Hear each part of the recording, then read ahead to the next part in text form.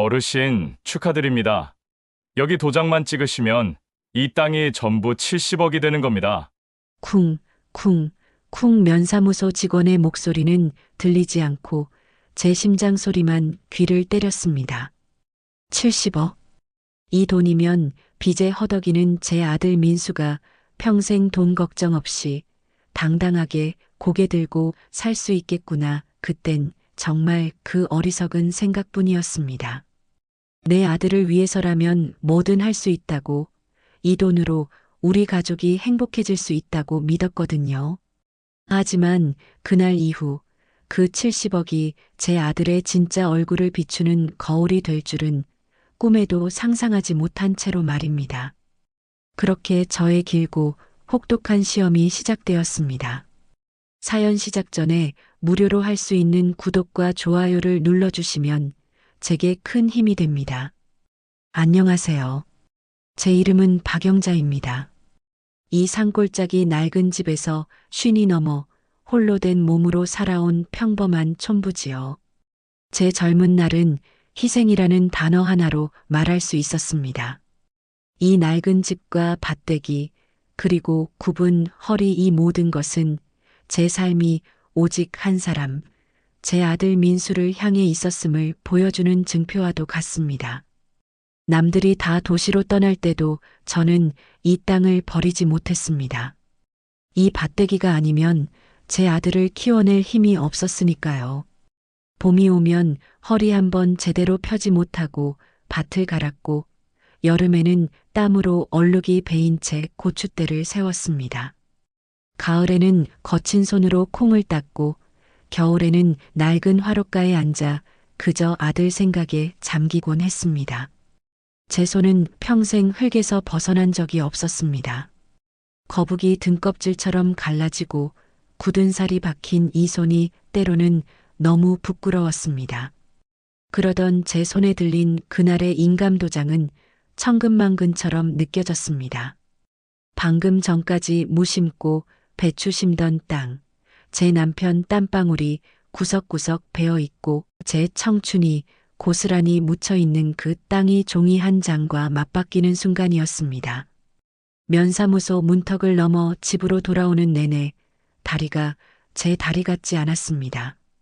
흘길을 밟는데도 구름 위를 걷는 듯 발바닥이 허공을 맴돌았고, 귓가에선 가을 귀뚜라미 소리 대신 70억이라는 숫자가 윙윙거리며 떠나질 않았습니다. 집에 돌아와 툇마루에 주저앉았습니다. 낡은 기둥에 등을 기대니 그제야 숨이 트이는 것 같았습니다. 마당 한편에 아무렇게나 벗어둔 제 고무신 한 짝이 흙먼지를 뒤집어 쓴 채 저를 보고 있었습니다.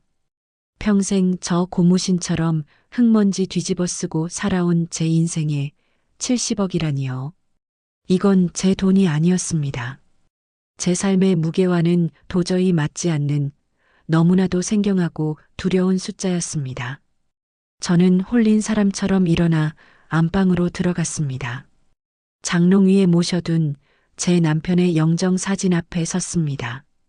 멋쩍게 웃고 있는 사진 속 남편 얼굴을 보니 울컥 하고 뜨거운 것이 목구멍으로 치밀어 올랐습니다. 여보, 나 무서워요. 당신은 이럴 때 제 등이라도 두들겨줬을 텐데 이게 대체 무슨 일이래요? 평생 땅만 파고 산 우리한테 이런 돈이 다 뭐래요? 눈물이 후두득 떨어져 옷을 적셨습니다. 저는 떨리는 손으로 액자를 닦아내며 말을 이었습니다.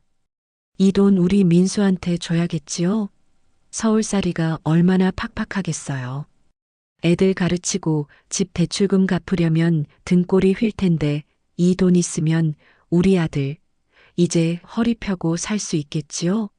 당신도 그걸 바라지요? 사진 속 남편은 여전히 웃고만 있었습니다. 대답 없는 남편을 보니 가슴 한쪽이 시리게 아려왔습니다.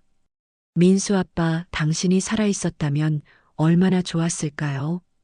당신이 있었다면 이 무거운 짐을 함께 나눠지고 이게 복인지 독인지 함께 고민해 주었을 텐데. 그때였습니다.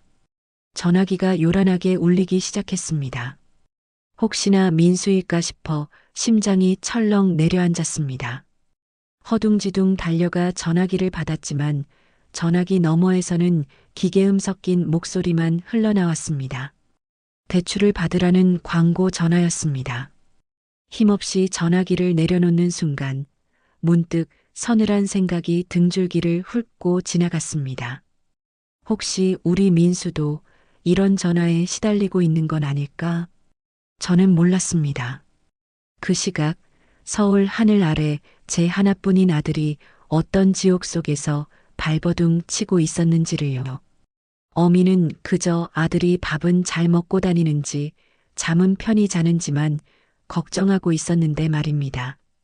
제 아들 민수는 사방이 꽉 막힌 사무실에서 빚 독촉 전화를 애써 외면하고 있었습니다. 아내 몰래 시작했던 작은 사업이 송두리째 무너지면서 눈덩이처럼 불어난 빚은 이미 아들의 목을 조르고 있었습니다. 화면에 대출업체라는 글자가 뜰 때마다 심장이 얼음장처럼 차가워지는 것을 느끼며 민수는 마른 침만 삼키고 있었을 겁니다. 아내에게는 차마 말도 못하고 친구들에게는 자존심 때문에 손을 벌리지도 못하고 그렇게 혼자 썩어 문드러지고 있었다는 것을 이 어미는 까맣게 몰랐습니다. 저는 그저 낡은 앨범을 꺼내 먼지를 털어낼 뿐이었습니다. 앨범 첫 장에는 기저귀만 찬 채 배시시 웃고 있는 아기 민수의 사진이 붙어 있었습니다. 사진 속 아들의 통통한 볼을 쓸어보았습니다. 이렇게 예쁘고 귀했던 내 새끼. 한겨울 외풍에 감기라도 들까 솜니불로 꽁꽁 쌈에 재웠던 내 아들. 엄마, 내가 커서 세상에서 제일 큰 집 사줄게. 그리고 매일 고기 반찬만 먹게 해줄 거야. 국민학교 시절 삐뚤빼뚤한 글씨로 쓴 편지 속에서 아들은 그렇게 약속했었습니다. 그때는 그 말 한마디가 어찌나 대견하고 예뻤는지요. 저는 그 약속 하나 믿고 논 팔고 밭 팔아 아들 대학까지 보냈습니다. 서울로 아들을 떠나보내던 날 손을 흔들며 다짐하고 또 다짐했습니다. 제 아들 앞길에 짐이 되는 어미는 되지 말자고. 아들이 훨훨 날아오를 수만 있다면 나는 여기서 평생 뿌리 박은 나무처럼 조용히 기다려주자고 말입니다. 하지만 그 나무는 이제 너무 늙고 앙상해졌습니다. 비바람에 가지는 부러지고 속은 텅 비어버렸습니다. 아들은 명절에나 겨우 얼굴 한번 비출 뿐 전화 한 통하는 것도 인색해졌습니다. 제 걱정은 안중에도 없고 그저 돈 이야기만 하면 목소리의 가시가 도치기 일쑤였습니다. 그래도 자식인데 어쩌겠습니까? 제 배 아파 낳은 새끼인데 힘들어서 그렇겠지. 먹고 살기 팍팍해서 그렇겠지. 저는 그렇게 수백 번, 수천 번 제 마음을 다독였습니다. 70억. 다시 그 숫자가 머릿속을 맴돌았습니다. 두려움은 어느새 희미해지고 그 자리에 희미한 희망이 싹트기 시작했습니다. 그래, 이건 하늘이 주신 기회일지도 모른다. 이 돈으로 우리 아들 길을 살려주고 제 손주들 부족한 것 없이 키우게 해줄 수 있는 기회. 아들의 구겨진 어깨를 펴주고 다시 옛날처럼 환하게 웃는 얼굴을 볼 수 있는 마지막 기회일지도 모른다. 저는 전화기 옆에 앉아 민수의 번호를 눌렀다 지우기를 반복했습니다. 무슨 말을 해야 할까? 돈 이야기는 어떻게 꺼내야 아들이 상처받지 않을까? 아니야. 전화로 할 이야기가 아니다. 이건 직접 얼굴을 보고 아들 눈을 보고 이야기해야 한다. 그 아이가 지금 어떤 얼굴로 살아가고 있는지, 무엇 때문에 힘들어하는지 이 늙은 어미가 직접 보고 들어주고 안아준 다음에 꺼내야 할 이야기다. 저는 자리에서 일어났습니다. 낡은 벽에 걸린 달력을 바라보았습니다. 받아온 은행 달력은 연초에 멈춰 있었습니다. 외로움에 익숙해져 날짜 가는 것도 잊고 살았던 겁니다. 저는 멈춰버린 달력을 한 장, 한 장 넘기기 시작했습니다. 겨울이 지나고 봄이 지나고 어느덧 여름의 한복판에 와 있었습니다. 이 돈이 복이 될지 독이 될지는 모르겠다. 하지만 가보지 않고서는 아무것도 알 수 없다.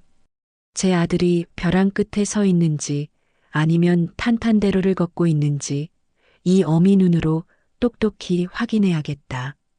저는 장롱을 열어 가장 깊숙한 곳에 넣어두었던 외출복을 꺼냈습니다. 수십 년 전 민수 아빠가 처음으로 사주었던 빛바랜 꽃무늬가 그려진 낡은 옷이었습니다. 그 옷을 꺼내드는 순간 저는 비로소 길고 혹독했던 시험의 첫걸음을 떼고야 말았습니다. 다음 날 동이 트기도 전에 저절로 눈이 떠졌습니다. 밤새 잠을 설쳤지만 피곤한 줄도 몰랐습니다. 수십 년 만에 처음으로 누군가를 위해 무언가를 준비한다는 설렘이 앙상한 제 몸을 따뜻하게 감쌌기 때문일 겁니다. 삐걱거리는 무릎을 억지로 일으켜 겉옷을 걸치고 조심스럽게 마당으로 나섰습니다. 새벽 이슬을 머금은 축축한 흙냄새가 코끝을 간지리자 까맣게 잊고 있던 생기가 온몸에 핏줄을 타고 퍼지는 듯 했습니다. 아들이 무엇을 가장 좋아했던가. 텃밭 앞에 쪼그려 앉아 한참을 생각했습니다. 서울의 기름지고 번지르르한 음식에 길들여져 어릴 적 입맛이야 다 잊었을지도 모릅니다. 그래도 어미의 손맛이야 기억하지 않겠나? 그 기억한 자락은 남아있지 않겠나? 부질없는 기대를 품었습니다. 저는 호미를 들어 가장 연하고 부드러운 열무를 한 움큼 뽑았습니다. 흙을 탈탈 털어내니 파릇한 향기가 싱그럽게 피어올랐습니다. 통통하게 살이 올라 윤기가 흐르는 애호박도 두어 개 땄습니다. 된장찌개에 넣으면 그 달큼한 맛이 일품인 풋고추와 아들이 어릴 적 밥상에서 저 혼자 다 집어먹겠다며 욕심부리던 깻잎도 한 입 한 입 정성껏 거두었습니다. 깻잎 한 장을 따낼 때마다 까까머리 아들이 밥 위에 깻잎 장아찌를 2장씩 얹어 입이 터져라 먹던 모습이 눈앞에 어른거렸습니다. 제 거칠고 투박한 손으로 매만진 채소들은 볼품없었지만 그 속에는 서울의 그 어떤 비싼 유기농 가게에서도 살 수 없는 제 진심과 세월이 고스란히 담겨 있었습니다. 아침 내내 낡은 부엌을 오가며 열무김치를 정성껏 버무리고 간장과 마늘을 아낌없이 넣어 깻잎 장아찌를 만들었습니다. 아들이 유독 좋아했던 마늘종을 무칠 때는 간이 짜지 않을까 몇 번이고 맛을 보았습니다. 타닥타닥 아궁이에서 장작불 타는 소리가, 부엌 가마솥에서 보글보글 끓는 소리가 제 적막하기만 하던 집에 아주 오랜만에 사람 사는 온기를 채워주었습니다. 이 음식들을 맛있게 먹어줄 아들과 며느리, 눈에 넣어도 아프지 않을 손주를 생각하니 굽은 허리를 펴는 것도 잊은 채 제 입가에는 저도 모를 웃음이 자꾸만 번졌습니다. 어느덧 해가 중천에 높이 떴을 때 제 앞에는 보자기에 쌀 준비를 마친 반찬 통들이 마치 개선장군의 전리품처럼 가득 쌓여 있었습니다. 하나라도 국물이 셀세라 뚜껑을 잇는 힘껏 꾹꾹 눌러 닫고 행여 깨질세라 꼭꼭 감싸 보자기에 차곡차곡 쌓아 올렸습니다. 그렇게 제 사랑과 기대를 담은 크고 묵직한 보따리가 완성되자 비로소 제 마음도 든든해지는 것 같았습니다. 그런데 갑자기 그 정성껏 싼 보따리를 물끄러미 바라보던 순간 덜컥하고 심장이 내려앉았습니다. 끓어오르던 기대 위로 찬물이 끼얹어진 듯 온몸이 싸늘하게 식어왔습니다. 이걸 정말 아들이 반가워할까? 촌스럽다고 이런 총구석 음식 넣을 자리 없다고 타박이나 하진 않을까? 몇 해 전 겨울이었습니다. 첫눈이 펑펑 내리던 날 저는 그의 수확한 가장 좋은 배추로 담근 김장김치를 20폭이나 이고 지고 서울 아들네로 향했습니다. 꽁꽁 언 손을 호호 불어가며 버스를 2번이나 갈아타고 도착한 아들의 아파트는 그러나 제게 철옹성처럼 차갑기만 했습니다.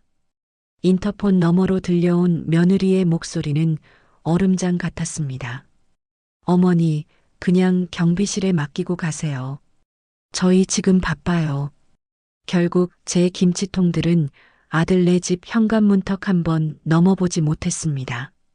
엄마, 그냥 마트에서 사 먹으면 깔끔하고 편해요. 힘들게 이런 거 가져오시면 냄새나고 저희도 곤란하잖아요. 나중에 전화기 너머로 들려온 아들의 목소리는 며느리의 그것보다 더 날카로운 비수였습니다. 그 서운함에 며칠 밤을 소리 없이 눈물로 지새웠던 기억이 다시금 제 심장을 서늘하게 옥죄어 왔습니다. 그렇지. 이 70억이라는 돈 이야기도 마찬가지다. 무작정 찾아가서 엄마가 70억이 생겼다고 하면 아들이 과연 내 진심을 알아줄까? 어쩌면 이 늙은 어미의 아니보다 돈의 액수에 먼저 눈을 번뜩일지도 모를 일이다. 제 마음속 가장 깊은 곳, 애써 외면하고 싶었던 불안한 속삭임이 고개를 들었습니다. 안 된다. 그래서는 절대로 안 된다.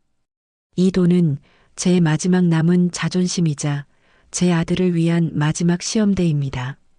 아들의 진짜 마음을 확인하기 전까지는 이 70억이라는 어마어마한 숫자는 세상에 없는 셈 쳐야 합니다. 이 돈이 한 푼도 없을 때의 나를 가난하고 병들고 늙어버린 이 어미를 내 아들이 과연 어떻게 대하는지 제가 제 2눈으로 똑똑히 봐야만 했습니다. 그래야 저도 이 무거운 돈의 주인을 정할 수 있을 테니까요. 저는 무거운 보따리를 방 안쪽 구석으로 힘겹게 밀어두고 떨리는 손으로 전화기를 들었습니다. 까만 핸드폰은 얼음장처럼 차갑게 느껴졌습니다. 병원비라는 그 세 글자가 목구멍에 탁 걸려 쉽사리 나오질 않았습니다. 평생 자식에게 손 한 번 벌리지 않고 악착같이 살아왔는데 이제와 없는 병을 핑계로 거짓말을 해야 한다는 사실이 죽기보다 싫고 부끄러웠습니다. 하지만 이것 말고는 제 아들의 맨얼굴을 볼 방법이 없었습니다. 눈을 질끈 감았습니다. 제발, 제발 내 아들이 아니기를. 내 예상이 틀렸기를. 수만 번 마음속으로 빌며 아들의 번호를 꾹꾹 눌렀습니다. 신호음이 1번, 2번, 3번 마치 제 불안한 심장 소리를 그대로 옮겨놓은 것처럼 길고 고통스럽게 이어졌습니다. 10번쯤 울렸을까 제 풀에 지쳐 포기하려던 바로 그 순간 덜컥 하고 전화가 연결되었습니다. 엄마, 왜요? 저 지금 바쁜데. 수화기 너머로 들려온 아들의 첫마디는 잘 벼린 칼날 같았습니다. 그립고 애틋했던 아들의 목소리가 아니었습니다. 다정함이라고는 한 톨도 섞이지 않은 귀찮음과 짜증이 가득 눌어붙은 목소리였습니다. 그 한마디에 제가 준비했던 모든 말들이 와르르 모래성처럼 허물어지는 기분이었습니다. 저기 우리 아들 민수야, 많이 바쁘니? 네. 곧 회사 가야 돼요. 용건만 간단히 하세요. 용건만 간단히 하라니요. 어미가 자식에게 거는 전화에 용건이 어디 있겠습니까? 그냥 목소리가 듣고 싶고 밥은 잘 먹는지 아픈 데는 없는지 그게 궁금한 것뿐인데 저는 마른 입술을 혀로 겨우 축이며 본론을 꺼냈습니다. 그게 아니고 엄마가 요즘 들어 자꾸 어지럽고 허리가 끊어질 듯 아파서 동네 의원 말고 큰 병원에 한번 가봐야 할 것 같은데 알다시피 내가 손에 가진 돈이 영 없어서 그런다. 병원비가 조금. 제 말은 차마 끝을 맺지 못했습니다. 제 말이 채 끝나기도 전에 아들의 귀를 찢는 듯한 짜증 섞인 목소리가 제 귓전을 사정없이 후려쳤습니다. 하엄마, 또 돈 이야기예요? 제가 저번에도 말씀드렸잖아요. 저희도 죽겠다고요. 선우 영어 유치원 보내는데 한두 푼 들어가는 줄 아세요? 아파트 대출 이자는 또 어떻고요? 저희도 지금 허리가 휘는데 엄마는 맨날 전화해서 돈 정말 왜 그러세요? 저희 힘든 거 뻔히 아시면서. 아들은 제가 어디가 어떻게 아픈지는 단 한마디도 묻지 않았습니다. 그저 돈이라는 단어에만 짐승처럼 반응했습니다. 심장이 쿵 하고 아득한 낭떠러지로 떨어지는 것 같았습니다. 손이 부들부들 떨려 전화기를 놓칠 뻔했습니다. 온몸의 피가 차갑게 식어버리는 기분이었습니다. 세상이 통째로 무너지는 것 같았습니다. 아니, 그런 게 아니고 정말로 몸이 안 좋아서 검사라도 받아보려고. 됐어요. 저 이제 진짜 회사 가야 하니까 끊어요. 나중에 다시 얘기해요. 그렇게 전화가 일방적으로 끊기려는 바로 그 찰나였습니다. 전화기 저편에서 작고 맑은 목소리가 들려왔습니다. 아빠, 누구야? 할머니야? 제 하나뿐인 손주, 선우의 목소리였습니다. 아들이 마지못해 할머니다라고 퉁명스럽게 대답하는 소리가 들리고 잠시 후 전화기 너머로 제 손주의 천사 같은 음성이 울려 퍼졌습니다. 할머니, 나 선우예요. 할머니, 보고 싶어요. 그 한마디에 산산조각 났던 제 심장이 겨우 한 조각으로 붙는 것 같았습니다. 얼어붙었던 심장이 그 아이의 목소리에 속절없이 녹아내렸습니다. 눈물이 핑 돌았습니다. 오냐 오냐, 우리 강아지 할미도 우리 선우 보고 싶다. 할머니, 언제 우리 집에 와요? 저번에 할머니가 해준 감자전 진짜 맛있었는데 또 먹고 싶어요. 아빠가 마트에서 사주는 건 맛없단 말이야. 아무것도 모르는 아이의 순진한 투정이 세상 그 어떤 명약보다 큰 위로가 되었습니다. 제 아들이 차갑게 닫아버린 제 가슴 한구석을 이 작은 아이가 보드라운 손으로 어루만져주는 것만 같았습니다. 그래, 우리 선우 할미가 감자전, 배가 터지도록 실컷 해줄게. 제가 겨우 목소리를 쥐어짜 내 대답하는데 아들의 신경질적인 목소리가 거칠게 끼어들었습니다. 야, 이선우. 아빠 바쁘다고 했지. 전화 일이 안 내? 엄마, 저 진짜 끊습니다. 그 말을 끝으로 전화는 소름이 끼치도록 차갑게, 감정 없이 툭 하고 끊어졌습니다. 수화기를 든 채로 저는 한참을 그 자리에 못 박힌 듯 서 있었습니다. 귓가에는 뚜마이너스 하는 공허하고 절망적인 신호음과 아들의 마지막 짜증 섞인 목소리, 그리고 할머니 보고 싶어요. 라고 간절하게 외치던 제 손주의 목소리가 어지럽게 뒤섞여 맴돌았습니다. 눈물이 뺨을 타고 주르륵 쉼없이 흘러내렸습니다. 내 아들에게 나는 정말 아들의 앞날을 가로막는 돈이나 축내는 귀찮고 늙은 짐이 되어버린 걸까? 내 평생의 희생과 사랑이 고작 이런 냉대와 무시를 받아야 하는 그토록 하찮은 것이 되어버린 걸까? 저는 그 자리에 힘없이 주저앉아 어린아이처럼 소리 없이 울었습니다. 그러다가 방구석에 놓인 음식 보따리가 눈에 들어왔습니다. 아들을 위해 새벽부터 정성껏 싼 그 보따리는 이제 애물단지가 되어 저를 조롱하고 있었습니다. 저걸 들고 갔다가는 며느리의 쌀쌀맞은 눈초리와 아들의 짜증 섞인 한숨만 받게 될 것이 뻔했습니다. 그래, 가지 말자. 가서 상처받느니 그냥 여기서 혼자 사귀는 편이 낫다. 저는 그렇게 마음을 먹고 억지로 몸을 일으키려 했습니다. 하지만 그 순간 할머니, 보고 싶어요. 라고 외치던 손주 선우의 목소리가 환청처럼 귓가를 파고들었습니다. 아들의 냉대와 며느리의 무시 속에서도 티 없이 맑게 저를 부르던 그 작은 목소리. 그 목소리가 썩은 동아줄처럼 위태롭게 제 마음을 붙들었습니다. 그래, 내 아들은 변했을지 몰라도 내 강아지 선우는 나를 기다린다. 그 아이 얼굴이라도 한번 보고 와야겠다. 보고 와서 이 지독한 미련을 내 눈으로 확인하고 끊어내야겠다. 저는 홀린 사람처럼 일어나 그 무거운 음식 보따리를 들었습니다. 마치 제 평생의 희생과 사랑을 짊어지는 것처럼 그 보따리는 천근만근이었습니다. 장롱에서 가장 좋은 외출복이라곤 하지만 이미 색이 바래고 촌스러운 꽃무늬 원피스를 꺼내 입었습니다. 거울 앞에 서니 주름진 얼굴과 구부정한 어깨를 가진 낯선 늙은이가 저를 보고 있었습니다. 초라했습니다. 하지만 저는 걸음을 옮겼습니다. 시외버스 터미널로 향하는 길은 멀고도 험했습니다. 버스는 1시간에 한 대뿐이었고 정류장까지는 한참을 걸어야 했습니다. 흙먼지 날리는 시골길을 걷는 내내 보따리를 든 손목이 시큰거렸습니다.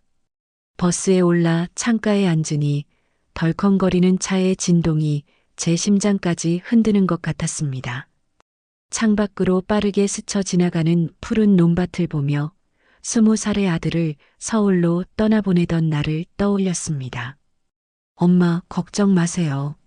제가 꼭 성공해서 호강시켜 드릴게요. 라며 늠름하게 손 흔들던 아들의 얼굴. 그 얼굴이 오늘의 차가운 목소리와 겹쳐지자 눈시울이 뜨거워졌습니다. 3시간이 넘어 도착한 서울은 딴 세상이었습니다. 귀가 먹먹할 정도의 소음과 정신없이 오가는 사람들, 하늘을 찌를 듯 솟은 건물들. 그 낯선 풍경 속에서 저는 길 잃은 아이처럼 한없이 작고 이질적인 존재였습니다. 주소 하나 적힌 종이 쪽지를 몇 번이나 확인하며 지하철을 타고 다시 버스를 갈아타고 나서야 아들이 사는 아파트 단지에 도착할 수 있었습니다. 마치 성처럼 높고 거대한 아파트들이 저를 위압적으로 내려다보고 있었습니다. 현관 로비의 비밀번호부터가 제게는 넘을 수 없는 벽이었습니다. 망설이고 있는데 마침 나오는 주민 덕에 겨우 안으로 들어갈 수 있었습니다. 엘리베이터의 반짝이는 버튼을 누르며 저는 마른 침을 삼켰습니다. 15층. 숫자가 하나씩 올라갈수록 심장이 조여오는 것 같았습니다. 마침내 아들의 집 현관문 앞에 섰습니다. 숨을 고르고 흐트러진 옷매무새를 가다듬었습니다. 그리고 떨리는 손으로 초인종을 눌렀습니다. 안에서는 아무런 대답이 없었습니다. 다시 한번 눌렀습니다. 한참 뒤에야 인터폰 너머로 며느리의 날카로운 목소리가 들려왔습니다. 누구세요? 나다 애미다. 어머니, 이 시간에 어쩐 일이세요? 연락도 없이. 목소리에는 반가움 대신 당혹감과 귀찮음이 가득했습니다. 잠시 후 철컥하고 문이 열렸습니다. 며느리는 화려한 실내복 차림으로 못 볼 것을 봤다는 듯한 표정으로 저를 위아래로 훑어보았습니다. 어머니, 정말 오셨네요. 그냥 너희들 얼굴도 보고 싶고 우리 선우도 보고 싶고 해서. 저는 어색하게 웃으며 손에 든 음식 보따리를 내밀었습니다. 이거 너희 먹으라고 좀 싸와봤다. 별건 아니지만. 며느리는 제 보따리를 거들떠보지도 않았습니다. 그녀의 시선은 촌스러운 제 옷차림과 낡은 제 신발에 고정되어 있었습니다. 그녀는 한숨을 푹 쉬더니 차갑게 말했습니다.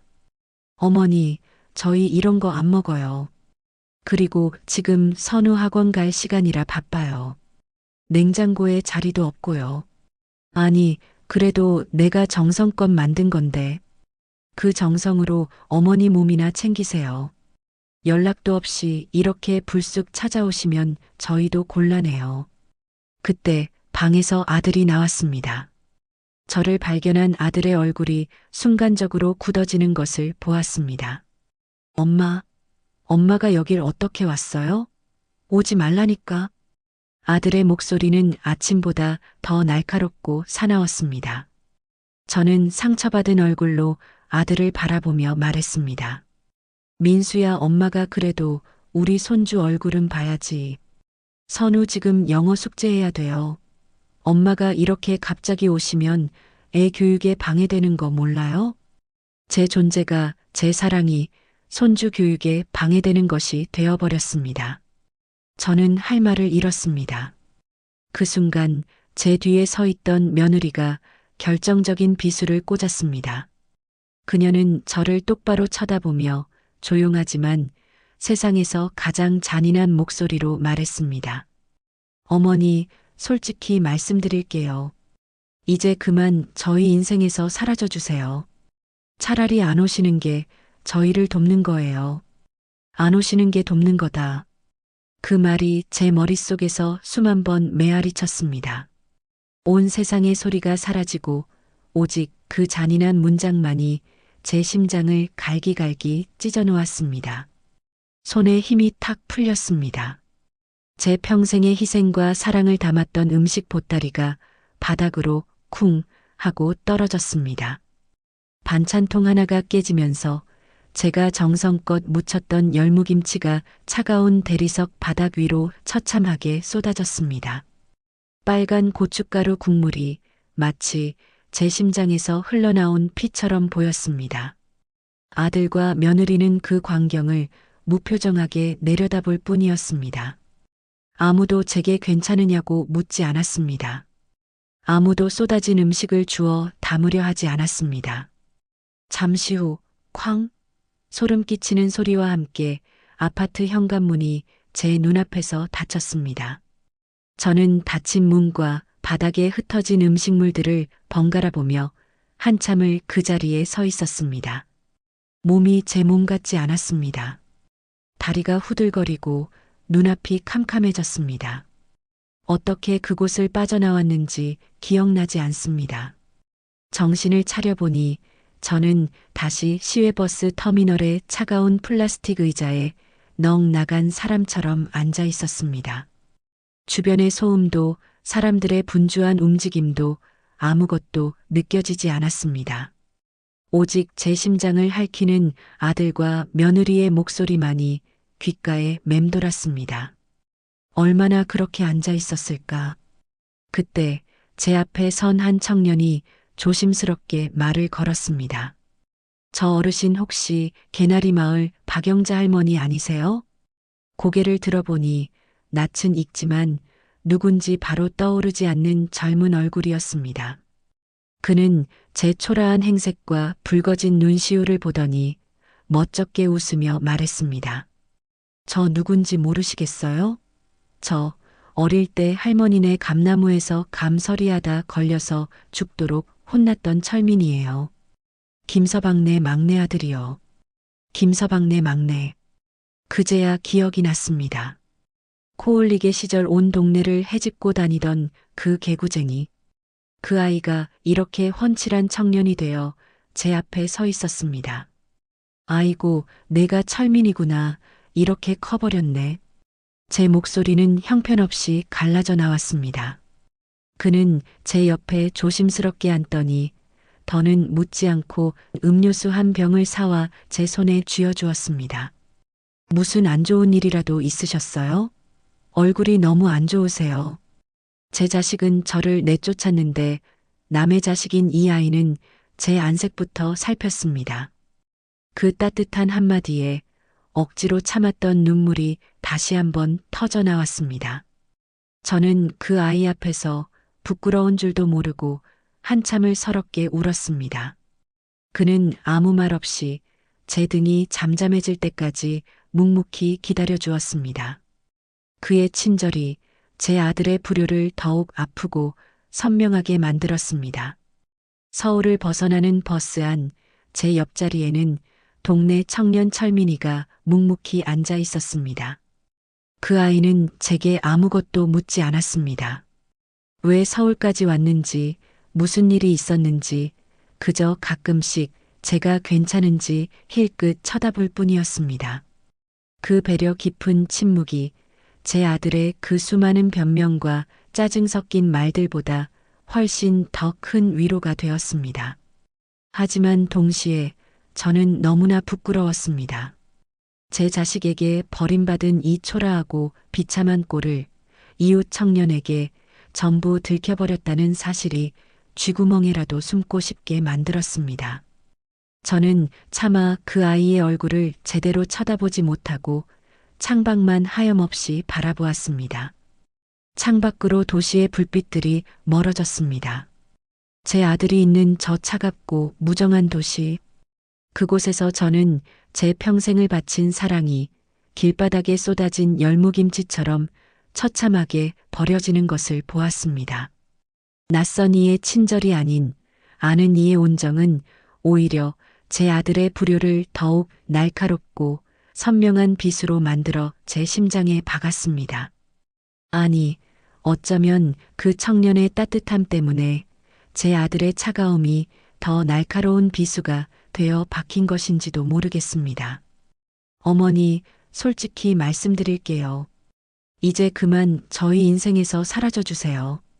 며느리의 그 목소리가, 아파트 현관문이 닫히던 쾅 소리가, 그리고 차가운 바닥에 쏟아지던 열무김치의 붉은 국물이 자꾸만 눈앞에 아른거렸습니다.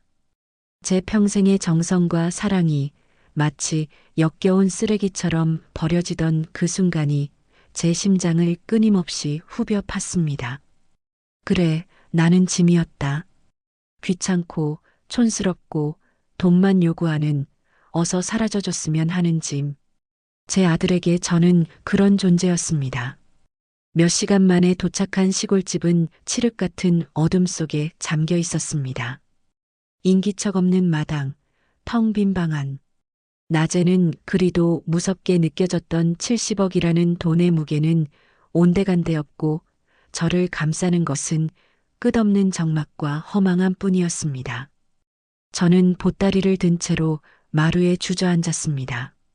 새벽부터 분주히 움직이며 끌어넘쳤던 사랑과 기대는 이제 한 방울도 남지 않고 말라붙은 듯 했습니다.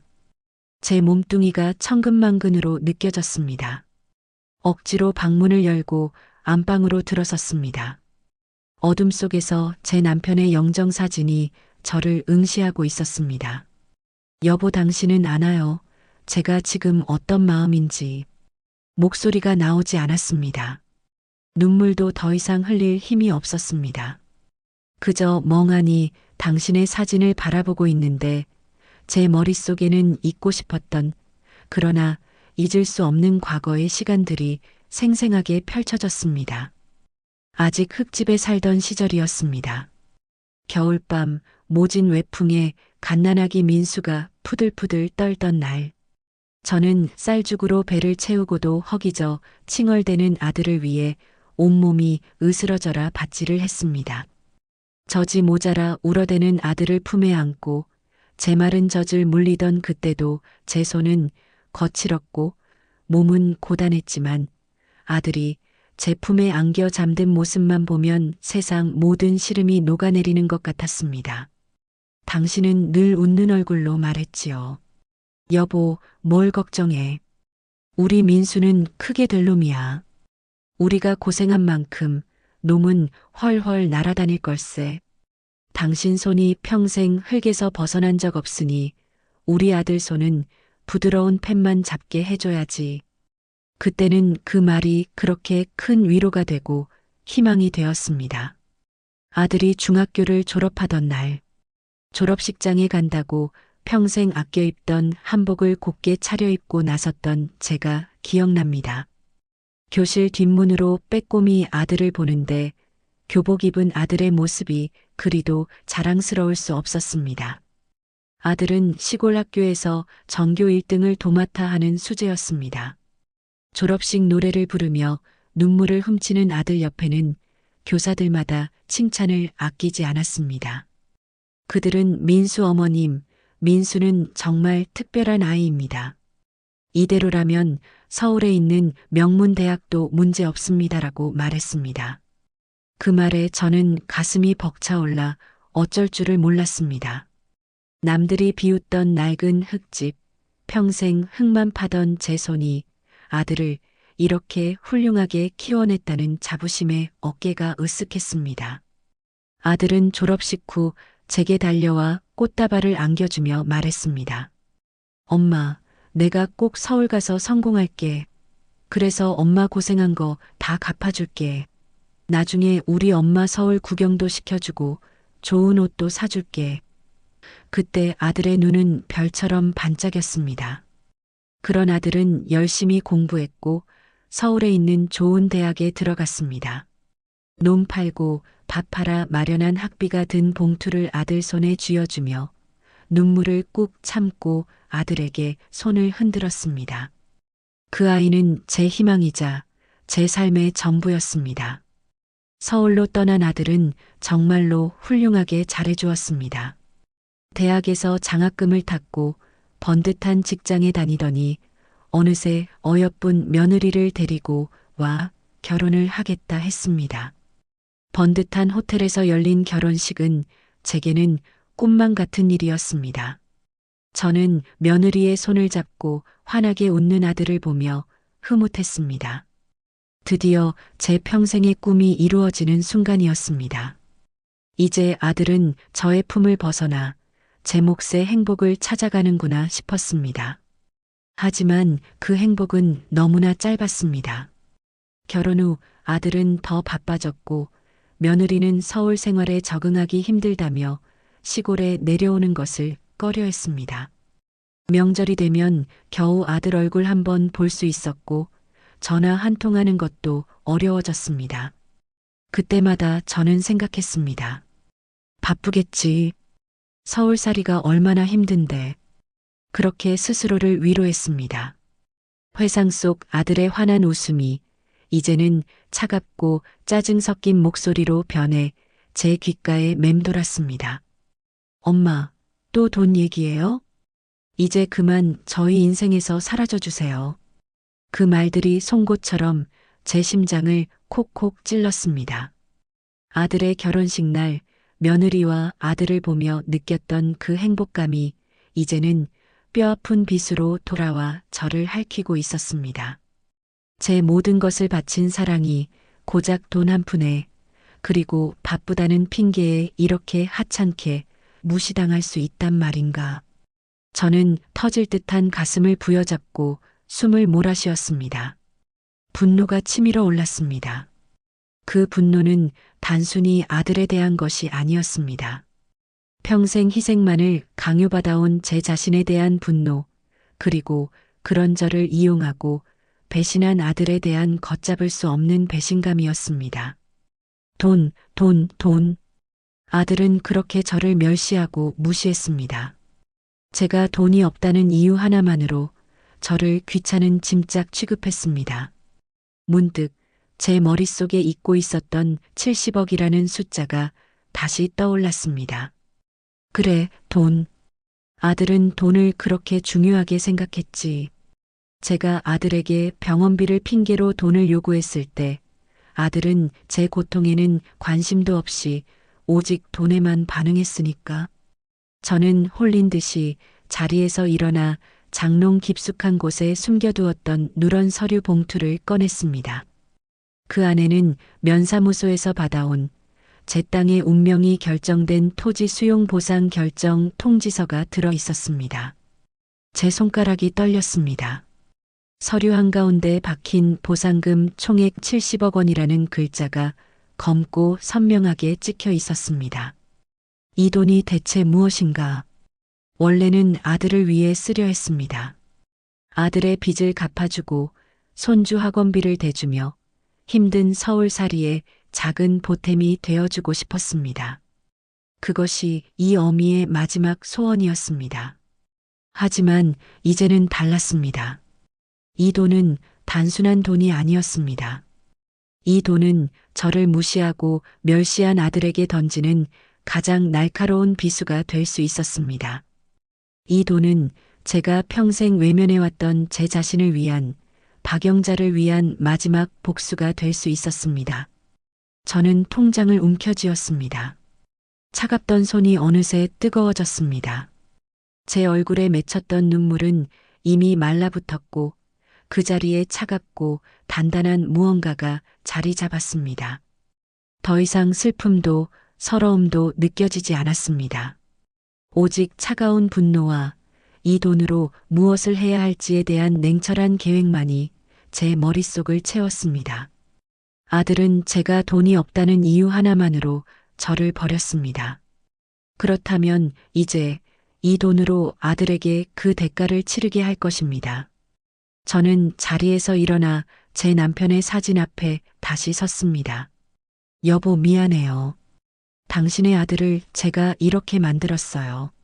하지만 이제부터는 당신의 아내가 아니라 그저 박영자로 살아가겠어요. 제 인생의 마지막은 제 아들의 진짜 얼굴을 세상에 보여주는 것에 바치겠습니다. 밤하늘의 별들이 차갑게 빛나고 있었습니다. 제 눈빛은 그 별보다 더 차갑고 단단하게 빛나고 있었습니다. 밤새 한숨도 자지 못했습니다. 하지만 피곤하지 않았습니다. 눈물로 지새우던 지난 밤들과는 달랐습니다. 제 머릿속은 놀랍도록 맑았고 심장은 차갑게 식어 있었습니다.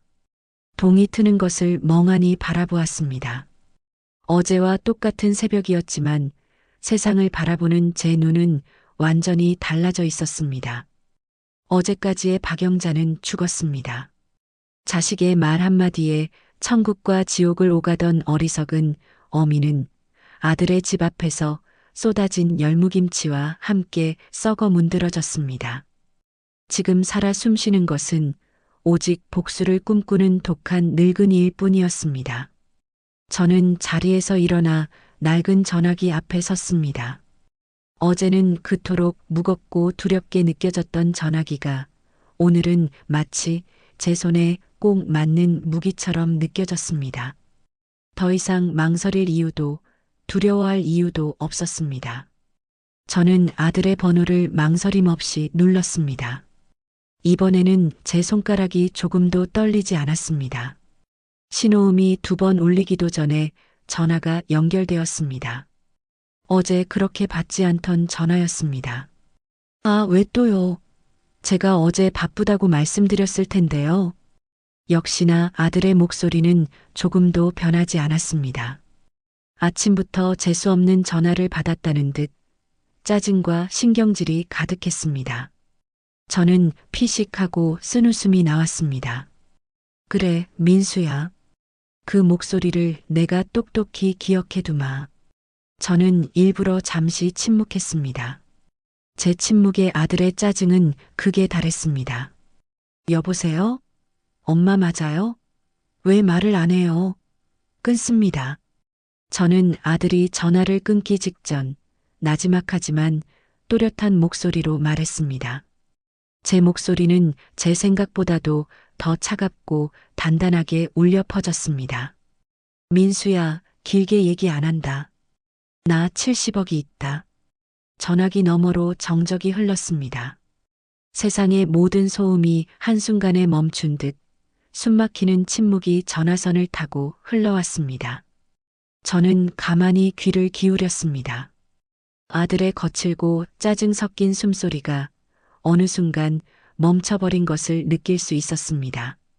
잠시 후 흐음 마이너스하고 누군가 숨을 집어삼키는 소리가 들렸습니다. 그리고 이어진 아들의 목소리는 마치 난생 처음 말을 배우는 아이처럼 어눌하고 믿을 수 없다는 듯이 떨리고 있었습니다. 네, 뭐라고요, 엄마? 제가 지금 잘못 들은 거죠? 아니, 똑똑히 들었을 게다. 70억이요? 70억 원이요? 그게 무슨 돈이에요? 어디서 그런 돈이? 저는 창밖을 보며 무심하게 대답했습니다. 내 할아버지가 물려주신 그 땅, 전부 도로 부지로 수용된다고 하더구나. 보상금이 나온다고 했다. 70억? 그 순간 전화기 너머에서 아들의 세상이 무너지고 다시 세워지는 소리가 들렸습니다. 헉헉하고 가쁘게 숨을 몰아쉬는 소리, 무언가에 얻어맞은 듯한 신음소리, 그리고 의자가 뒤로 넘어가는 듯한 쿵 소리까지. 저는 그 모든 소리를 하나하나 제 기억 속에 새겨 넣었습니다. 잠시 후 전화기 너머의 아들은 완전히 다른 사람이 되어 있었습니다. 목소리 톤부터가 달랐습니다. 방금 전까지 저를 잡아먹을 듯 으르렁대던 맹수는 온데간데 없고 마치 어미를 잃어버린 새끼 양처럼 애처롭고 다급한 목소리가 들려왔습니다. 어머니, 세상에, 오 세상에, 어머니, 정말이에요? 정말이죠? 아이고 어머니, 그동안 얼마나 고생하셨어요. 그걸 왜 이제야 말씀하세요? 제가 그동안 얼마나 걱정했는지 아세요? 역겨웠습니다. 뻔뻔한 거짓말에 헛구역질이 날 것 같았지만 저는 표정 하나 바꾸지 않고 그의 연극을 감상했습니다. 어머니, 제가 지금 갈게요. 제가 당장 달려갈게요. 어디 가지 마시고 아무하고도 얘기하지 마시고 딱 기다리고 계세요. 네, 아셨죠, 어머니? 그래라. 제 짧은 대답을 끝으로 저는 먼저 전화기를 내려놓았습니다. 쾅 하고 내려놓지 않았습니다. 마치 귀한 도자기를 내려놓듯 소리 없이 조용히 내려놓았습니다. 이제 모든 것은 시작되었습니다. 제가 던진 70억이라는 미끼를 제 아들은 생각할 겨를도 없이 덥석 물어버린 것입니다. 저는 씁쓸하게 웃었습니다. 제 아들에 대한 마지막 기대와 사랑이 방금 그 전화 한 통으로 산산조각 제가 되어 날아가 버렸습니다. 가슴 한구석이 텅 비어버린 듯 허했지만 이상하게도 슬프지는 않았습니다. 한두 시간이 지났을까? 저는 텅 빈 마당을 쓸고 있었습니다. 그때였습니다. 할머니 하는 낯익은 목소리가 들렸습니다. 고개를 들어보니 며칠 전 터미널에서 저를 부축해 주었던 동네 청년 김철민이 쭈뼛거리며 저희 집 대문 안으로 들어서고 있었습니다. 그의 손에는 작은 약 봉투가 들려 있었습니다. 할머니, 그날 너무 안 좋아 보이셔서 계속 마음에 걸렸습니다. 혹시 몸져 누우신 건 아닌가 해서 읍내 나갔다가 오는 길에 파스 좀 사왔습니다.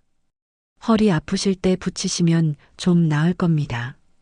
그는 제게 파스를 내밀며 멋쩍게 웃었습니다. 저는 잠시 할 말을 잃었습니다. 제 친아들도 외면한 제 허리 통증을 이웃집 아들이었던 이 청년이 기억하고 챙겨주고 있었습니다. 아이고, 철민아 뭘 이런 걸 다 괜찮은데. 아닙니다. 저희 어머니께서 늘 그러셨어요. 동네 어른은 다 내 부모님처럼 모셔야 한다고요. 그의 꾸밈없는 말 한마디 한마디가 제 메마른 가슴을 적셨습니다. 저는 그에게 고맙다는 인사를 하고 평상에 앉아 시원한 물이라도 한잔하고 가라며 붙잡았습니다. 우리는 이런저런 소소한 이야기를 나누었습니다. 그는 서울에서 하던 일이 잘 안 돼 고향으로 다시 내려와 농사일을 배우고 있다고 했습니다. 그의 서글서글한 눈빛과 순박한 말투는 사람에 대한 믿음을 잃어가던 제게 작은 위안이 되어 주었습니다. 바로 그때였습니다. 기 하고 귀를 찢는 듯한 급정거 소리와 함께 고급 택시 한 대가 저희 집 마당 앞에 섰습니다. 대문이 벌컥 열리더니 땀으로 범벅이 된 제 아들 민수가 허둥지둥 뛰어내렸습니다. 그의 양손에는 누가 봐도 급하게 사온 것이 분명한 최고급 한우 세트와 거대한 과일 바구니가 들려 있었습니다. 어머니, 제가 왔습니다. 아이고, 우리 어머니. 보고 싶어 죽는 줄 알았습니다. 아들은 마치 몇 년 만에 만난 사람처럼 과장된 몸짓으로 제게 달려왔습니다. 그리고 저와 함께 평상에 앉아있던 철민이를 발견하는 순간 그의 얼굴이 찰나의 순간 얼어붙는 것을 저는 똑똑히 보았습니다. 제 어머니 곁에 앉아있는 저 젊은 놈은 누구인가 하는 의심과 경계심이 그의 눈빛에 스쳐 지나갔습니다.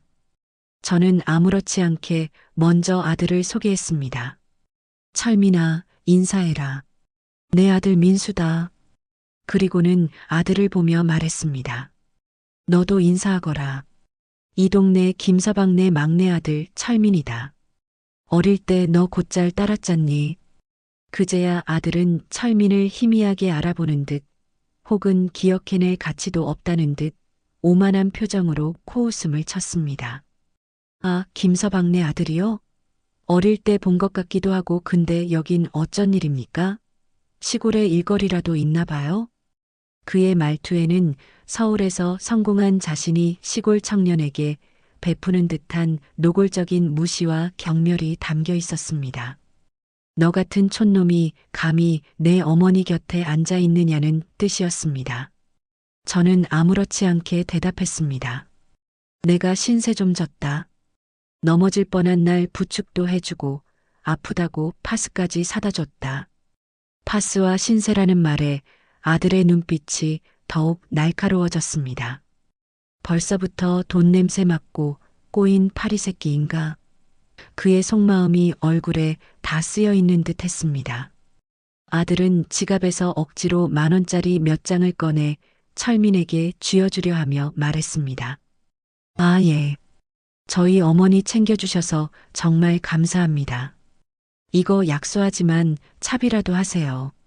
이제 제가 왔으니 더는 신경 안 쓰셔도 괜찮습니다.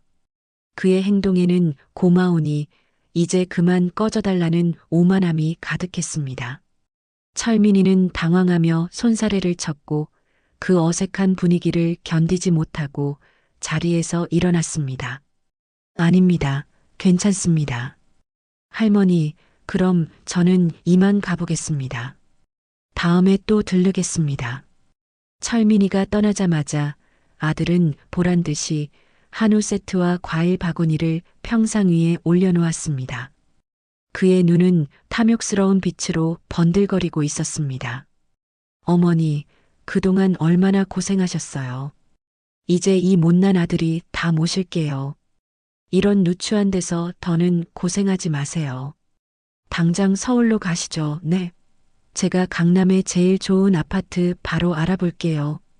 저는 아무 말 없이 아들의 얼굴을 쳐다보았습니다. 제 아들의 얼굴 위로 돈에 눈이 먼 낯선 괴물의 얼굴이 겹쳐 보였습니다. 저는 속으로 차갑게 웃었습니다. 그래, 어디 한번 놀아보아라. 내 거짓된 효심과 탐욕스러운 춤사위가 어디까지 가는지 이 어미가 똑똑히 지켜보마. 제 인생의 가장 잔인하고 통쾌한 연극이 이제 막 시작되고 있었습니다. 제 아들 민수는 제 앞에서 땀을 뻘뻘 흘리며 마치 평생 그리워한 어미를 만난 충신처럼 굴었습니다. 그의 눈은 70억이라는 숫자에 멀어 제 얼굴의 주름 하나하나에 금덩이라도 숨겨져 있는 듯 집요하게 후쳤습니다. 제가 그 가증스러운 얼굴을 말없이 바라보고 있을 때 아들이 타고 온 택시에서 또 한 사람이 내렸습니다. 제게 저희 인생에서 사라져 달라던 제 며느리 김지연이었습니다. 며느리는 서울에 있는 백화점의 쇼핑백을 양손 가득 들고 있었습니다. 어제 아들 집 앞에서 봤던 그 쌀쌀맞고 도도한 모습은 온데간데 없었습니다. 그녀는 제 앞에 서자마자 들고 있던 쇼핑백들을 바닥에 떨어뜨리다시피 하더니 갑자기 무릎을 꿇었습니다. 제 발끝에 이마라도 찌울 기세였습니다. 그녀는 제 바지가랑이를 붙잡고 목 놓아 울기 시작했습니다. 어제는 자신이 제정신이 아니었다며 남편 사업이 힘들어 스트레스를 받아 제게 못할 말을 했다며 이 못난 며느리의 입을 찢어달라고 울부짖었습니다. 자신의 뺨을 직접 때리는 신용까지 하는 그 모습은 한편의 잘 짜인 연극처럼 계산되고 과장된 몸짓일 뿐이었습니다. 눈물은 소리내어 흘렀지만 그 눈에서는 단 한 방울의 진심도 찾아볼 수 없었습니다. 헛웃음이 나왔습니다. 돈의 힘이란 이토록 위대한 것이구나. 사람을 하루아침에 이토록 완벽한 배우로 만들 수도 있구나. 저는 그저 팔짱을 낀 채 그녀의 서툰 연기를 말없이 내려다보았습니다. 제 침묵이 길어지자 옆에 있던 아들이 안절부절 못하며 며느리를 억지로 일으켜 세웠습니다. 그녀는 눈물 콧물로 범벅이 된 얼굴로 저를 올려다보며 이제부터는 제 친딸이 되어 매일 맛있는 것을 해드리고 온천 여행도 보내드리겠노라 맹세했습니다. 저는 그저 나지막이 말했습니다. 일어나거라. 바닥에 먼지 많다. 제 무심한 한마디에 아들과 며느리의 얼굴에 잠시 당혹감이 스쳐 지나가는 것을 놓치지 않았습니다. 그들은 제가 감격에 겨워 눈물을 흘리며 그들의 손을 맞잡아 줄 것이라 기대했겠지요. 그날부터 제 낡은 시골집에서는 기이하고 우스꽝스러운 연극이 펼쳐지기 시작했습니다. 그들은 서로 경쟁이라도 하듯 제 앞에서 충성스러운 종이 되기를 자처했습니다. 며느리는 비싼 옷 소매를 걷어붙였지만 평생 흙 한 번 만져본 적 없는 그 손은 걸레를 쥐는 법조차 어색했습니다. 그녀는 마루를 닦는 척하면서 연신 인상을 찌푸렸고 아궁이 근처에 쌓인 재를 보더니 기겁하며 뒷걸음질 쳤습니다.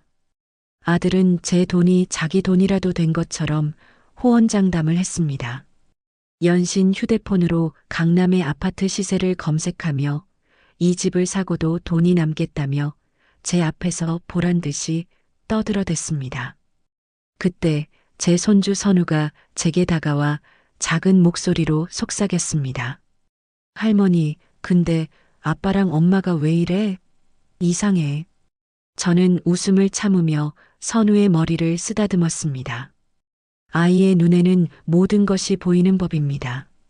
아이는 제게 어제는 오지 말라고 소리치던 부모님이 오늘은 무릎까지 꿇고 우는 것이 꼭 연기하는 것 같다고 말했습니다. 심지어 어제 엄마가 아빠에게 할머니 때문에 우리 계획이 다 틀어졌다고 말하는 것을 들었다고 했습니다. 아이의 그 순수한 폭로에 며느리의 얼굴이 하얗게 질렸습니다. 아들은 선우의 등을 떠밀어 억지로 방 안으로 밀어넣으며 숙제나 하라고 소리쳤습니다.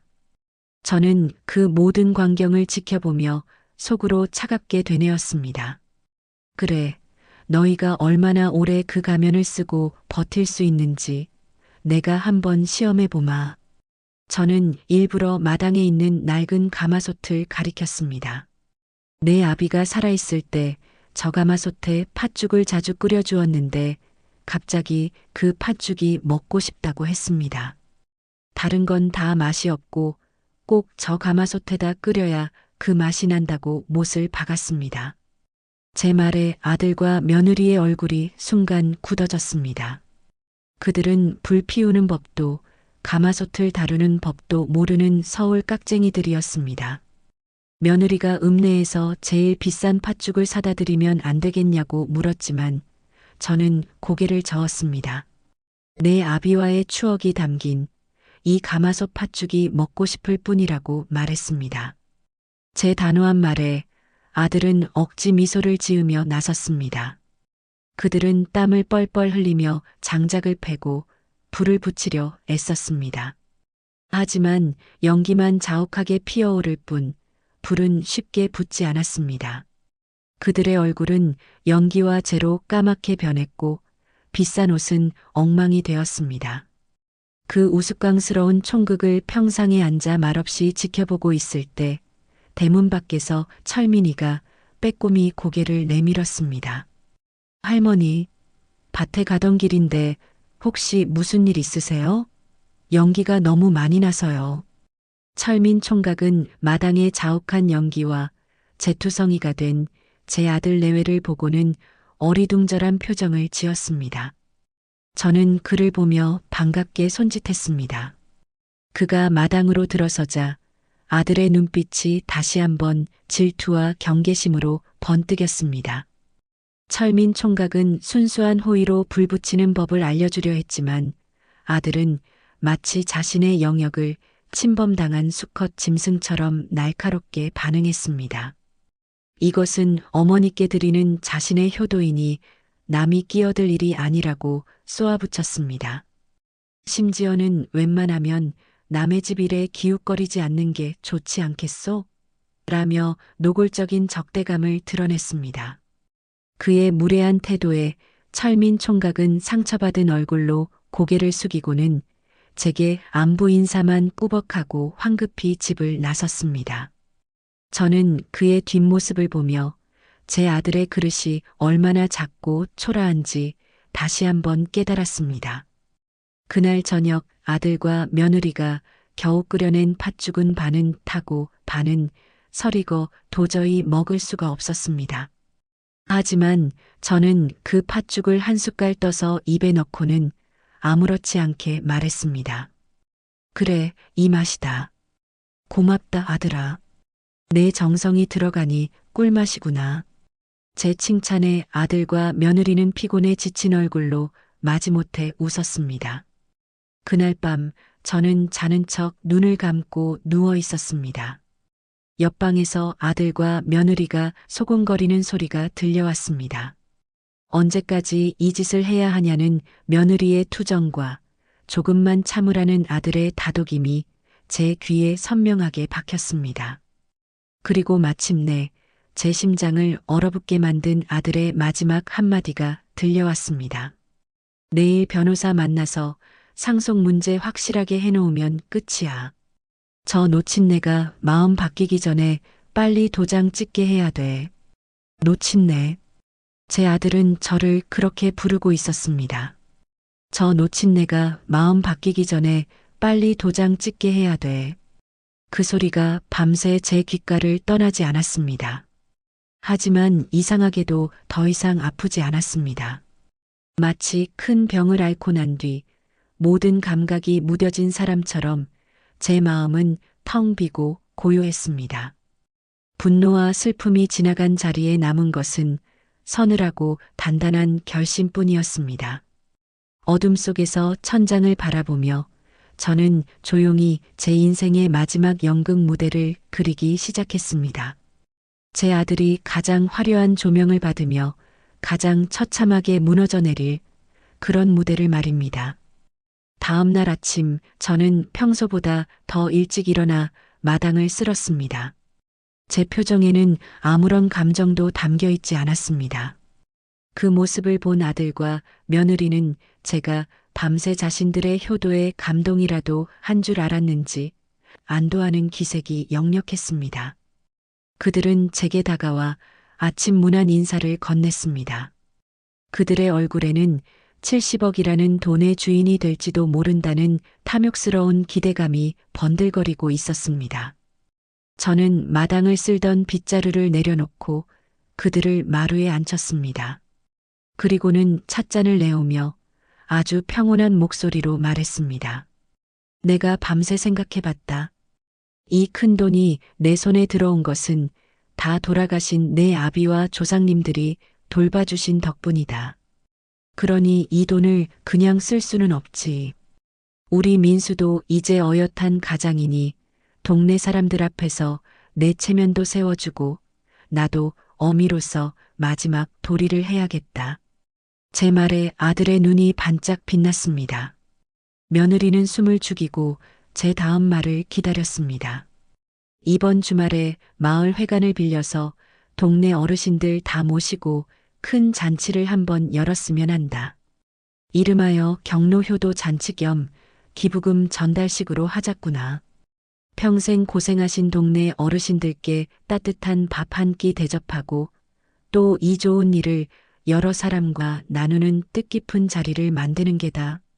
그 자리에서 내가 내게 그리고 이 마을에 하고 싶은 중요한 이야기도 할 참이다.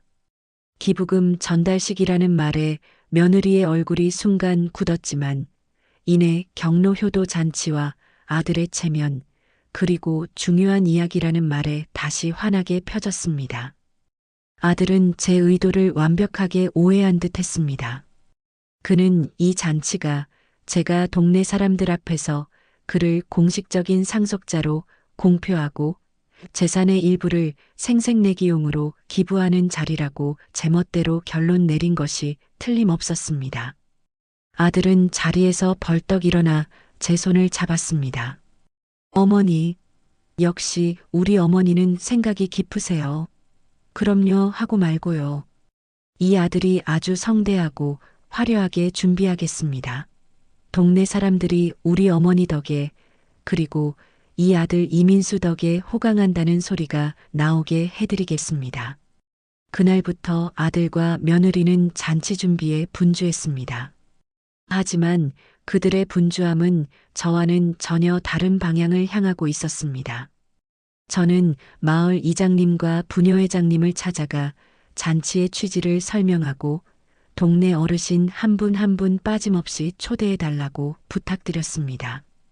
조용히 나타나 묵묵히 저를 돕는 철민 총각에게는 어르신들이 좋아할 만한 음식을 함께 상의하며 마을 사람들의 마음을 헤아리는 일에 집중했습니다. 반면 아들과 며느리는 오직 자신들이 돋보일 생각에만 빠져 있었습니다. 그들은 읍내에서 가장 비싼 출장 뷔페를 예약했습니다. 늙은이들이 소화도 못 시킬 기름진 음식들로 가득한 메뉴판을 제게 보여주며 이 정도는 해야 자신들의 체면이 산다고 했습니다. 저는 그저 고개를 끄덕였습니다. 너희가 파는 무덤의 깊이를 내가 굳이 막아줄 필요는 없었으니까요. 며느리는 매일같이 근처 큰 도시로 나가 자신의 옷과 장신구를 사들이기 바빴습니다. 그녀는 제게 수백만 원짜리 핸드백 사진을 보여주며 어머니, 이제 저도 강남 사모님들처럼 품위를 지켜야 하지 않겠어요? 라며 웃었습니다. 아들은 최고급 양복을 맞춰 입고는 제 앞에서 몇 번이고 거울을 보며 맵시를 뽐냈습니다. 그는 연신 전화를 붙들고 누군가에게 거들먹거리며 말했습니다. 나야. 이번 주말에 우리 어머니가 나한테 재산 물려주시는 거 공표하는 자리를 마련했어. 너도 시간 되면 와서 축하해줘라. 이제 나도 이민수 사장 소리 듣게 생겼다. 저는 그 모든 광경을 텅 빈 눈으로 바라보았습니다. 그들은 마치 허수아비처럼 탐욕이라는 실에 매달려 우스꽝스러운 춤을 추고 있었습니다. 가엾기까지 했습니다. 제 아들이 제 피를 나눈 자식이 돈 앞에서 저토록 눈이 멀고 어리석어질 수 있다는 사실이 믿기지 않았습니다. 마침내 잔칫날이 밝았습니다. 마을 회관은 아들이 부른 이벤트 업체의 장식으로 화려하게 꾸며져 있었습니다. 어리둥절한 얼굴의 동네 어르신들이 하나둘 자리를 채웠습니다. 아들과 며느리는 잔치의 주인 행세를 하며 입구에서 손님들을 맞았습니다.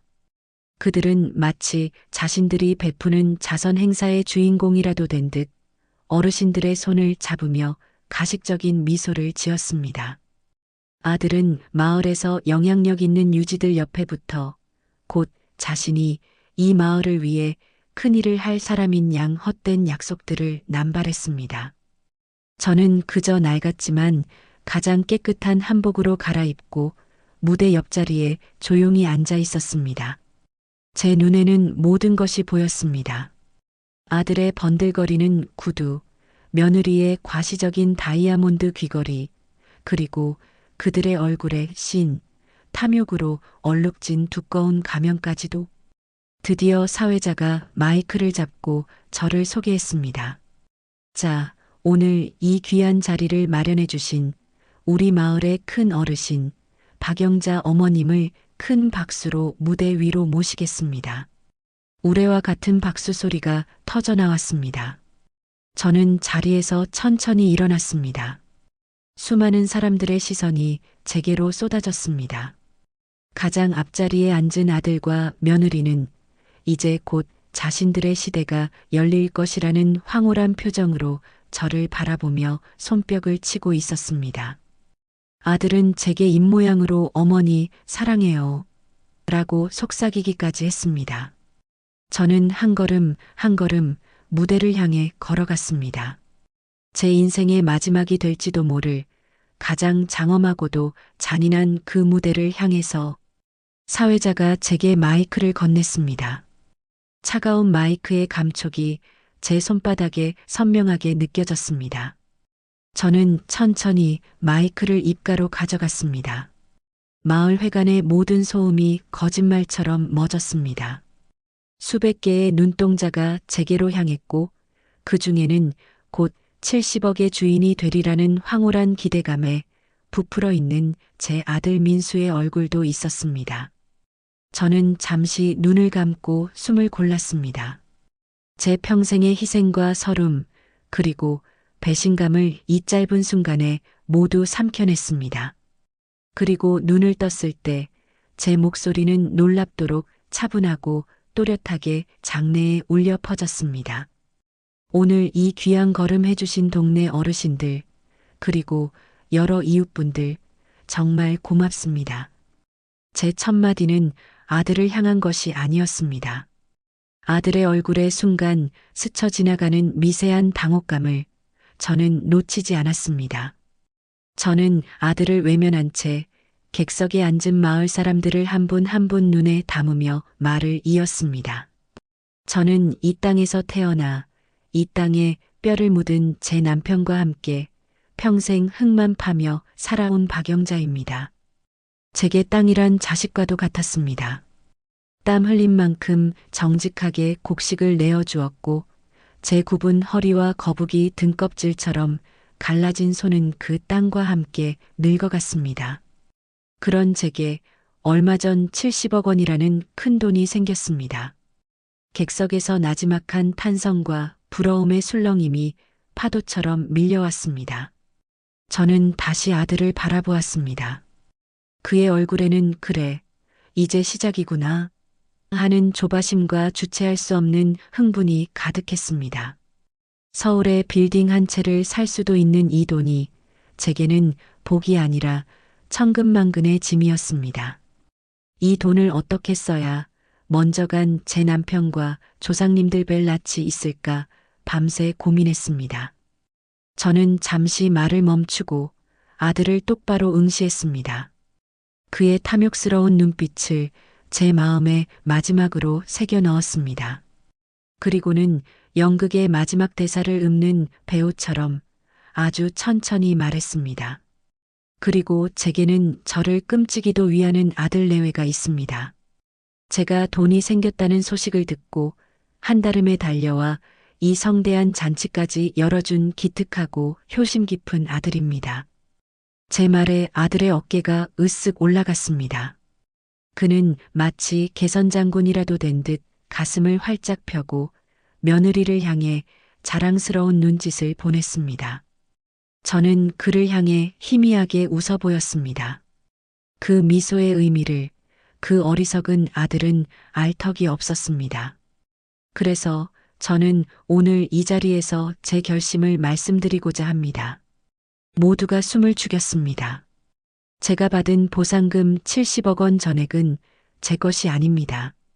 이 돈은 평생 이 땅을 지키며 정직하게 살아온 우리 부모님 세대의 땀과 눈물이기에 마땅히 이 사회에 돌려주고자 합니다.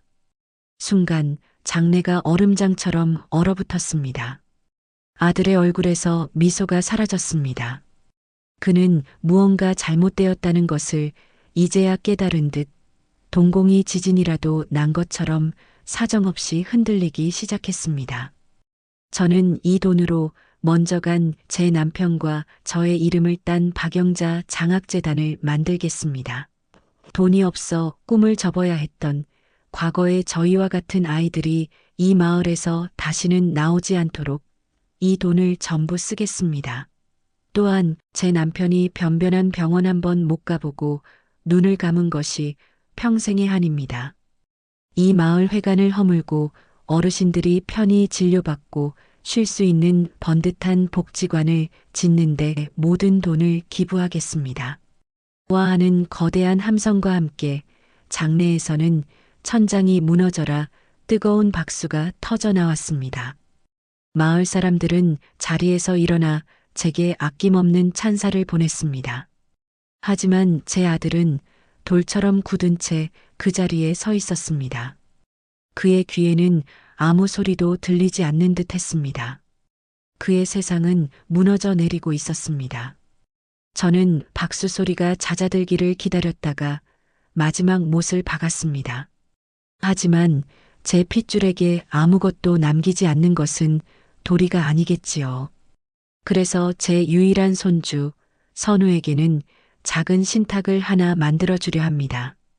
그 아이의 순수하고 따뜻한 마음이 아비의 탐욕과 어미의 허영 속에서 때묻지 않고 올곧게 자라나기를 바라는 할미의 마지막 선물입니다. 그 말이 끝나는 순간 아들의 이성이 완전히 끊어졌습니다. 어머니, 그는 짐승 같은 괴성을 지르며 무대 위로 뛰어 올라왔습니다. 번쩍이는 구두는 비틀거렸고 완벽하게 빗어넘긴 머리는 산발이 되었습니다. 그는 제 팔을 거칠게 붙잡고 미친 사람처럼 흔들며 소리쳤습니다. 지금 뭐라고 하셨어요? 그 돈, 내 돈이잖아요. 내 빚 갚고 내 집 사고 나한테 준다고 했잖아요. 근데 그걸 왜 기부해요? 왜? 모든 것이 공개되었습니다. 아들의 추악한 민낯이, 그가 공들여 만든 위선적인 가면이 산산조각 나 온 세상에 드러났습니다. 며느리는 새하얗게 질린 얼굴로 고개를 숙인 채 의자에서 일어나지도 못했습니다. 그녀의 눈에 맺힌 것은 눈물이 아니라 모든 것이 끝났다는 공허한 절망이었습니다. 마을 사람들의 박수는 경멸의 수군거림으로 변했습니다. 세상에 저런 페류나가 있나? 돈 때문에 저렇게 연극을 했단 말이야? 어쩐지 이상하더라니. 어머니 돈을 자기 돈이라고 하네. 저놈 제정신 아니야. 아들은 사람들의 비난에도 아랑곳하지 않고 제게 매달려 절규했습니다. 그는 제 앞에 무릎을 꿇고 빌기 시작했습니다. 안 돼요, 어머니. 저 빚더미에 앉았단 말이에요. 이 돈 없으면 저 정말 죽어요. 제발, 제발 저 좀 살려주세요. 제가 잘못했어요. 저는 제 팔을 붙잡은 아들의 손을 더러운 벌레를 떼어내듯 차갑게 뿌리쳤습니다. 그리고는 마이크에 대고 장내의 모든 사람이 들을 수 있도록 마지막 말을 남겼습니다. 나는 내 아들이 빚더미에 앉았다는 사실보다 그 영혼이 탐욕의 지옥에 빠져 한 마리 짐승이 되었다는 사실이 더 가슴 아플 뿐이다. 이만 잔치를 마치겠습니다. 저는 뒤도 돌아보지 않고 무대에서 내려왔습니다.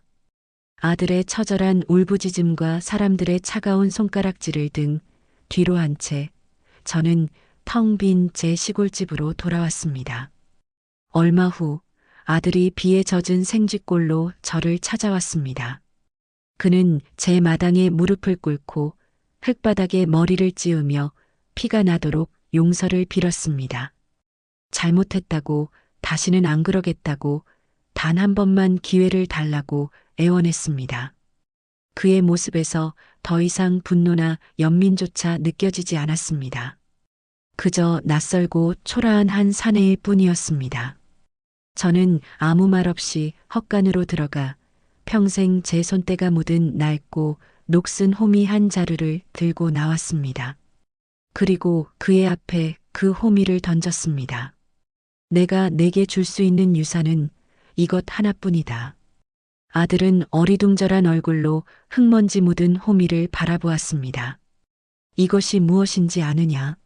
내 아비가 흘린 정직한 땀이고 내가 평생을 바친 인내다. 내가 먹고 자란 쌀 한 톨, 내가 입은 옷 한 벌, 내가 공부한 책 한 권이 모두 이 녹슨 쇠조각에서 나왔다. 70억이라는 헛된 숫자에 눈이 멀어 너는 내 뿌리인 이것의 가치를 잊었다. 돈은 사람을 미치게도 하지만 땀은 결코 사람을 배신하지 않는다. 내가 잃어버린 것이 무엇인지 이 호미를 보며 평생 후회하고 반성하며 살거라. 내게는 이것조차 과분하다. 저는 그 말을 끝으로 낡은 대문을 걸어 잠갔습니다. 문 밖에서 아들의 절규가 밤새도록 이어졌지만 제 마음은 더 이상 흔들리지 않았습니다.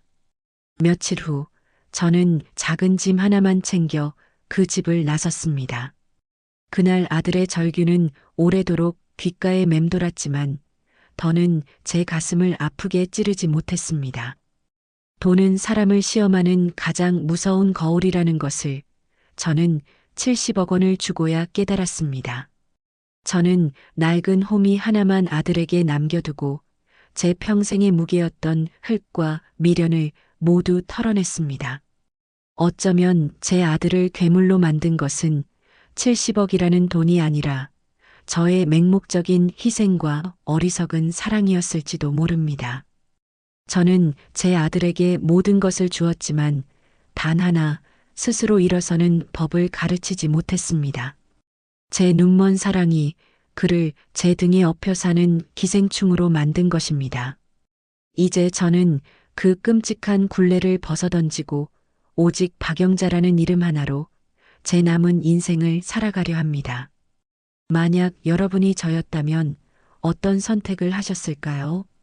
그 정답 없는 질문을 가슴에 품고 저는 오늘 처음으로 저 자신을 위한 가볍고 자유로운 걸음을 내딛습니다. 오늘 이야기는 돈이라는 거대한 시험대 앞에서 인간의 탐욕이 어디까지 갈 수 있는지, 그리고 한평생의 희생을 딛고 자신의 존엄을 되찾는 것이 얼마나 큰 용기가 필요한 일인지 보여주고 있습니다. 아들 민수처럼 돌이킬 수 없는 탐욕에 눈이 멀어 가장 소중한 것을 잃어버렸을 수도 있고, 어머니 박영자 여사처럼 깊은 배신감에 마음의 문을 닫고 세상을 동지고 싶었을 수도 있습니다. 하지만 중요한 것은 그 아픔 뒤에 우리가 어떤 선택을 하느냐입니다. 아들 민수는 탐욕을 선택해 모든 것을 잃었고, 어머니 박영자는 자신의 삶을 되찾는 길을 선택했습니다. 어쩌면 여러분 주변에도 부모님의 희생을 당연하게 여기는 누군가가 있을지 모릅니다. 혹은 여러분 자신이 그 희생의 무게를 잊고 살았을지도 모르지요. 오늘의 이야기가 여러분의 마음에 작은 울림이 되어 우리 주변의 가장 소중한 것들을 다시 한번 돌아보는 계기가 되었기를 바랍니다. 앞으로도 여러분의 마음을 울리는 다양한 이야기로 찾아뵙겠습니다. 여러분의 하루가 따뜻한 위로로 가득하길 바라며 구독과 좋아요도 잊지 말고 부탁드립니다.